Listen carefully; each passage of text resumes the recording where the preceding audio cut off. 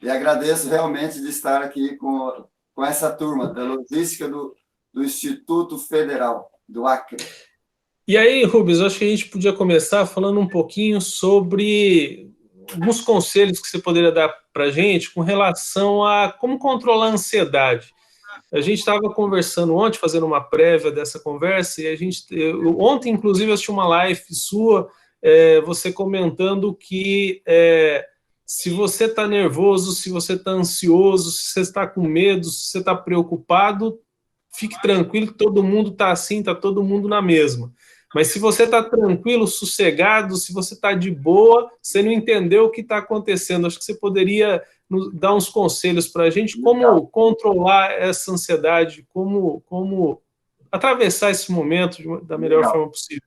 Eu começaria, o César, comentando com você que é meio de moda as pessoas falarem assim, acho que eu estou depressivo, acho que eu levantei com depressão, acho que eu estou com uma semana depressiva, não é correto? Virou um pouco de moda falar sobre isso. Na verdade, nós temos que diferenciar o que é depressão do que é tristeza. A tristeza tem que ter um motivo, César. Alguma coisa aconteceu e atrapalhou os meus planos. Por exemplo, eu tinha uma viagem marcada, deu errado. Eu tinha um animal de estimação, ficou doente, às vezes até faleceu. Então, houve algum motivo para uma tristeza. Essa tristeza pode durar uma semana, 15 dias, mas ela vai passar, e teve um motivo, certo? Agora, qualquer coisa você falar, estou depressivo, tal, é muito forte, não é por aí. Agora, nesse momento, com uma quarentena, veja que aconteceu um fato que modificou a vida de todos nós, colocou sérios desafios. Então, é natural uma tristeza, uma frustração, uma certa ansiedade. Agora, se isso vai caracterizar como uma patologia, como uma depressão ou como um pânico, tudo vai depender da intensidade. Tudo vai depender da intensidade, do dimensionamento que isso vai dar na vida da pessoa. Então, primeiro de tudo, a pessoa precisa se conhecer, como que ela funcionava na parte emocional antes da pandemia. Como que ela era? O que aconteceu no início da pandemia e como que ela está hoje? Fazendo essa análise, vai dar para ver se realmente está na dita normalidade, que é a normalidade da preocupação, em alguns momentos até um certo desespero, ou está acima da normalidade. Por isso que é muito importante aquele diálogo de quem sou eu? Eu realmente me conheço? Ou eu me surpreendo ainda de vez em quando em algumas atitudes e alguns pensamentos? Eu acho que o caminho é por aí. É um autoconhecimento sempre, César. E aí eu acho que segue no mesmo caminho a questão de você... Muitos alunos, eu tenho conversado com alguns alunos, eles têm reclamado o seguinte, eu não estou conseguindo estudar, não estou conseguindo me concentrar. Você consegue dar umas dicas aí para o pessoal de como manter o foco nesse momento difícil? Olha, primeiro, você tem que, voltando na questão do autoconhecimento, se você era uma pessoa, antes da pandemia, que tinha tendência a ver sempre o lado negativo das coisas ou o lado positivo, certo? Se você já tinha uma tendência de ver sempre, viver mais no negativo, reclamando muito, então você já tinha que ter começado um processo de mudança anterior. Agora, se essa mudança de rotina, essas novidades que meio que descompensou, descontrolou, nós precisamos procurar novamente o ponto de apoio, ou seja, colocar rotinas, colocar horários, se preocupar também em ter momentos de emoções positivas para compensar um pouco tanta notícia negativa. Eu sei que, às vezes, está difícil se reunir com os amigos, está difícil jogar aquele futebol, mas tem condições de você criar algumas coisas que vai aliviar. Por exemplo, você está aí numa biblioteca cercada de livros. Quem gosta de ler, um bom livro já vai ajudar bastante. Voltar ao hábito de ler, colocar uma quantidade de páginas por dia para ler, procurar emoções positivas, seja um telefone, ligar para alguém, seja procurar fazer alguma coisa online que seja bom para você, um aprendizado. Nós precisamos procurar emoções positivas, certo? E se preocupar em seguir uma rotina, ter uma disciplina. Porque quando estava na escola, mesmo levantando na sala de aula de vez em quando, mesmo uma matéria ou outra, às vezes a pessoa, sabe, dando aquele jeitinho, mas tinha uma disciplina, tinha horários. Agora, eu que tenho que fazer meus horários. E isso não é fácil. Você se tornar um trabalhador em casa, de repente, não é fácil. Mesmo para quem já é da área da educação, que já está acostumado a preparar a aula, já está acostumado a estar sempre estudando um pouco mais. Legal, Rubens. Eu coloquei aqui no chat, mas a gente daqui a pouquinho vai ter um momento de interação, e aí o pessoal vai poder fazer ou perguntas por aqui mesmo, pelo microfone, mas se estiver tímido, não quiser fazer a pergunta pessoalmente, vai poder fazer a pergunta pelo chat, e aí eu transmito a pergunta aqui para o Rubens. Eu estava...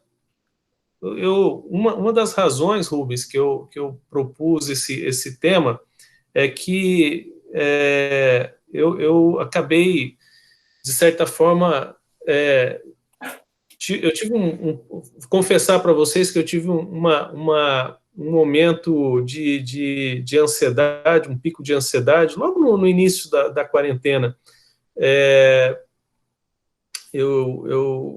Menos pela minha situação específica, porque como funcionário público tenho uma relativa tranquilidade em relação a tudo que está acontecendo, mas a gente se preocupa com os outros, a gente se preocupa com a situação do país de uma forma geral, enfim. Eu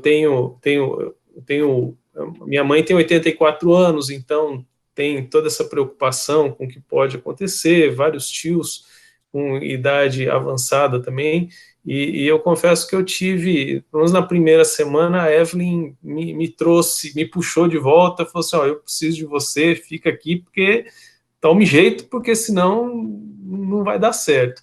E aí, graças a Deus, a gente conseguiu entrar no prumo e a gente segue aí.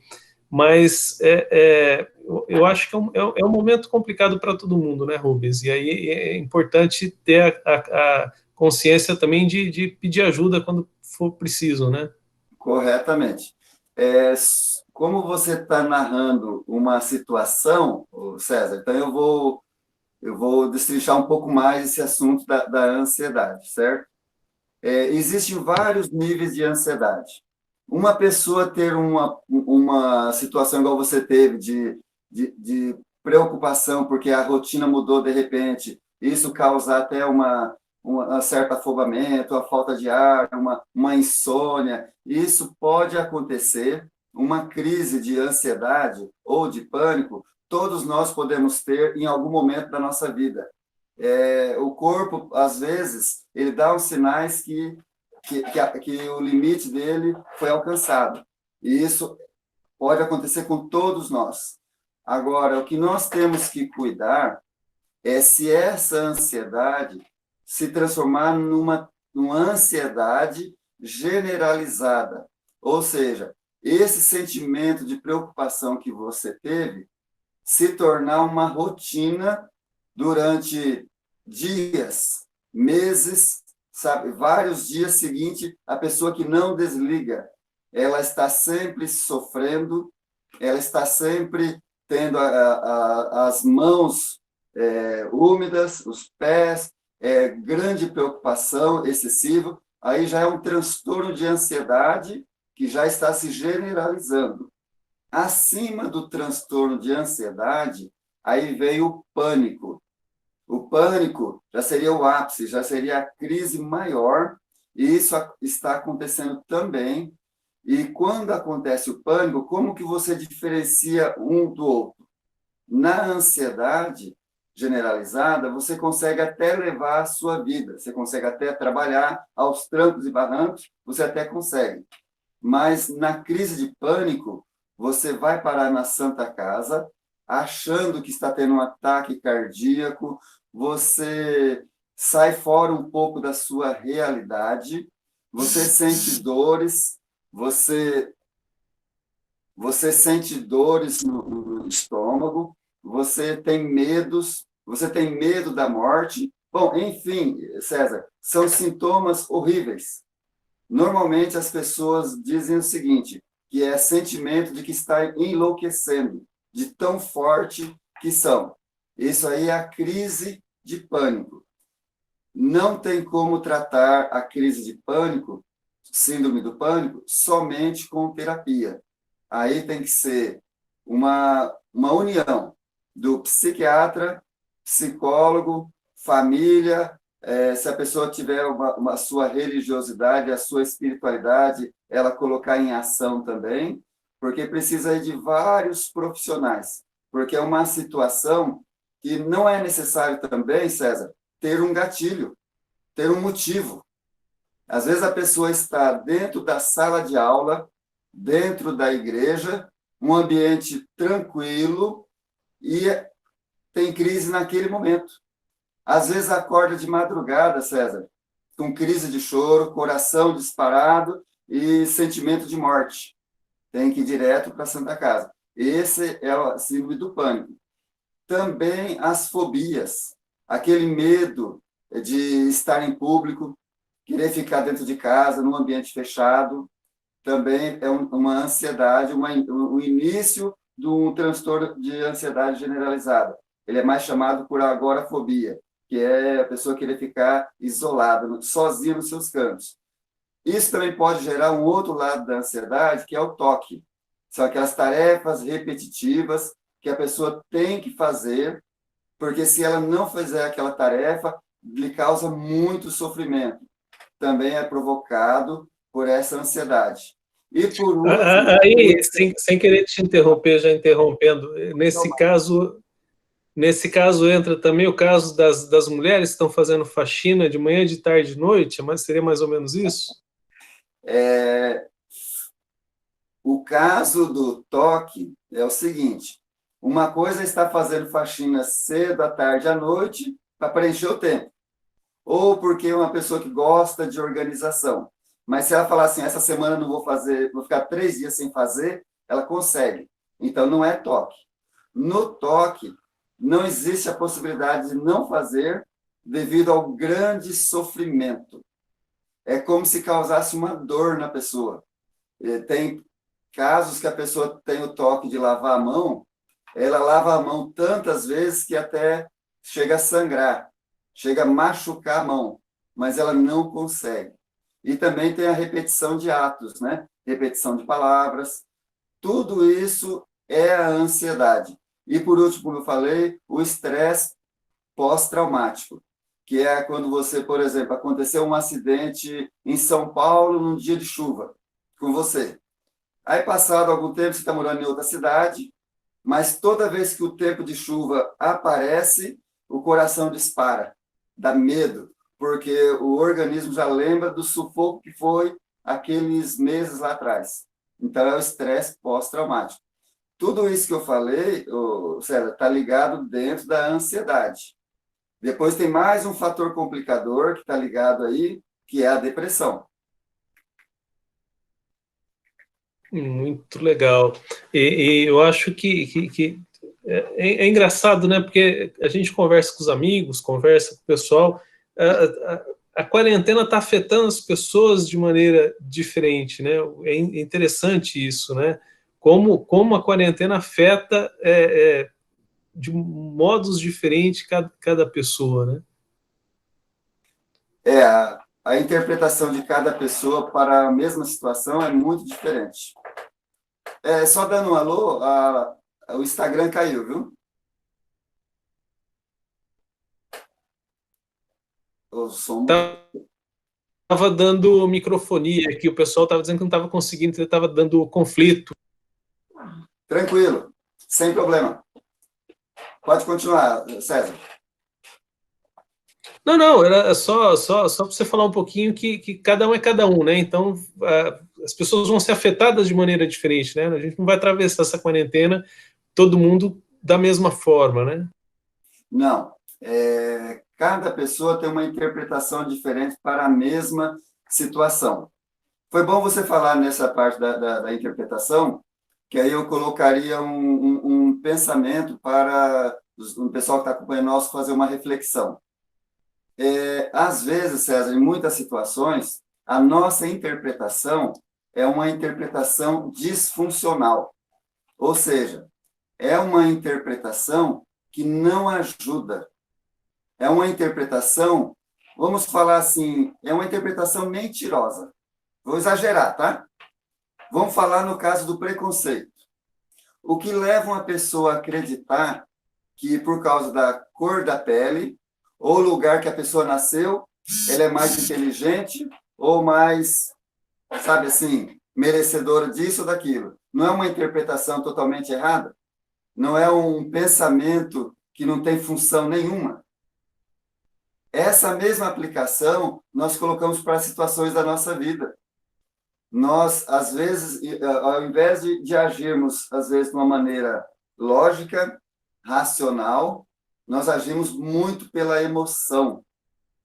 E, às vezes, com uma tendência por aquilo que eu acredito, por aquilo que eu acho que é certo, que alguém falou, alguém disse, às vezes até baseado em alguma fake news que eu li, eu acreditei naquilo e começo a comportar daquela maneira. Então, eu acho muito interessante, muito importante, numa conversa que nós estamos tendo aqui, e sempre que puder passar esse conhecimento, das pessoas realmente não acreditarem em tudo aquilo que ouvem, tudo aquilo que vem, e às vezes também não acreditar no primeiro pensamento que vem na sua mente mesmo. É bom ter o hábito, César, de duvidar, de se perguntar para você, será que isso que eu estou pensando tem fundamento? Será que não existe uma outra aplicação? Será que não tem uma evidência, uma prova de que isso será a melhor solução? Por quê? Mudar a realidade não tem como, César. A pandemia está aí, todos nós vamos ter que atravessar. Ponto. Agora, eu posso escolher se eu vou sofrer muito exagerado ou eu vou sofrer aquilo que é necessário. Dá para ser feliz durante essa época de quarentena e pandemia? Dá. Eu só preciso saber aumentar nos meus dias, né, durante a minha rotina, as emoções positivas. Por exemplo, você é pai. Você tem duas crianças? Duas crianças. Isso, duas meninas, uma de 6 e uma de 2. Rapaz, não é fácil aumentar a emoção positiva tendo duas crianças em casa? Você quer desligar de tudo, quer ter um momento de emoção positiva? Pega a sua menina, sua filha, leva no quintal e rola no chão. Pronto. Você já aumentou uma emoção positiva no seu dia. Tá ótimo. Agora, segundo os especialistas, segundo o professor Marcial Lozada, um chileno estudioso da felicidade, ele diz que tem que ser 3 emoções positivas para uma negativa. Para você estar em florescimento, em crescimento. E nós podemos aumentar essas emoções, está em nós. Então, preocupação teremos, mas está em nós também a condição de amenizar o nosso sofrimento, certo? Muito bom,